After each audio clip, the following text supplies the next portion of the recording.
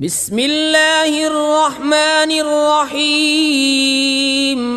ويل للمطففين الذين إذا اكتالوا على الناس يستوفون وإذا كالوهم أو وزنوهم يخسرون. ألا يظن أولئك أنهم مبعوثون ليوم عظيم يوم يقوم الناس لرب العالمين. كلا إن كتاب الفجار لفي سجين وما أدراك ما سجين كتاب مرقوم. ويل يومئذ للمكذبين الذين يكذبون بيوم الدين وما يكذب به إلا كل معتد أثيم. إذا تتلى عليه آياتنا قال أساطير الأولين. كلا بل ران على قلوبهم ما كانوا يكسبون.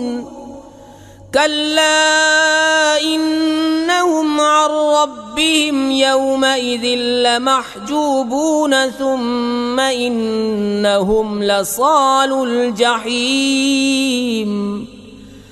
ثم يقال هذا الذي كنتم به تكذبون. كلا إن كتاب الأبرار لفي عليين وما أدراك ما عليون. كتاب مرقوم يشهده المقربون. إن الأبرار لفي نعيم على الأرائك ينظرون تعرف في وجوههم نضرة النعيم.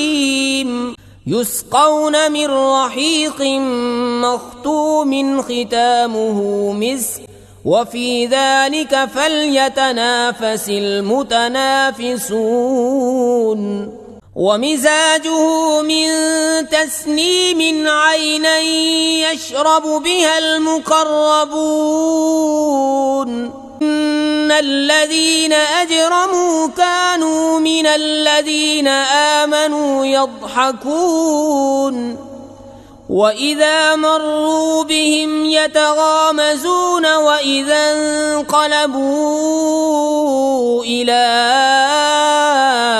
أهلهم انقلبوا فكهين. وإذا رأوهم قالوا إن هؤلاء لضالون وما أرسلوا عليهم حافظين. فاليوم الذين آمنوا من الكفار يضحكون على الأرائك ينظرون هل ثوب الكفار ما كانوا يفعلون.